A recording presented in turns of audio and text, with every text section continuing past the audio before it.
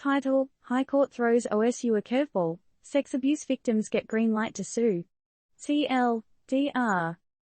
In a surprise move, the Supreme Court gave a not-so-subtle nudge to Ohio State University, OSU, essentially telling them, "You're not off the hook." The Supreme swerved past OSU's appeal, affirming that former students, who have accused Dr. Richard Strauss of sexual abuse, should be permitted to sue the university. Looks like the court's running on a different clock, rejecting the notion that the statute of limitations has expired. In the world of university scandals, OSU might have thought they were dancing in the clear. But looks like the Supreme Court just scratched the record and put their tune on pause.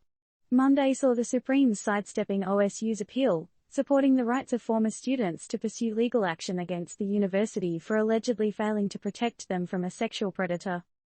Now, let's get real. The case revolves around the now-deceased Dr. Richard Strauss, who was an athletic doctor at the university. Scores of former students accuse Strauss of sexual abuse, and they believe the university didn't do enough to protect them. But here's where the plot thickens. Last year, a judge declared that the statute of limitations for these alleged crimes had expired. Expired? Like a carton of milk in the back of the fridge? Well, the Supreme Court ain't buying it.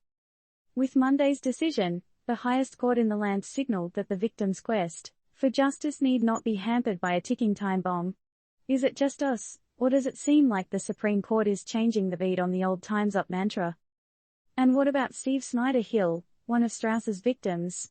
He says this ruling is a huge win for survivors, as it empowers them to hold institutions accountable. And it sure as heck seems like Snyder-Hill is ready to blow the whistle on OSU. This High Court ruling is making us wonder, what's more important, the tick-tock of a statute, or the pursuit of justice? Does a clock really hold the power to silence voices that deserve to be heard? Here's where the rubber meets the road. This ruling has potentially opened up a floodgate for similar lawsuits.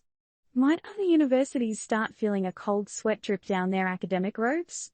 Is the Supreme Court's latest decision a signal of a shift in the legal landscape, where victims of abuse are given more time and space to seek justice? While we're not in the business of giving advice, we are here to provoke thought. If this isn't a wake-up call for institutions everywhere, what will be? And as for OSU, will they step up and face the music, or keep trying to change the track? What about you, readers? Do you think the Supreme Court's decision will open the doors for more victims to have their day in court?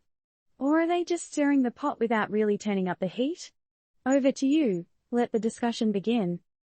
Disclaimer: this report is intended to inform and stimulate discussion, and should not be taken as legal or financial advice.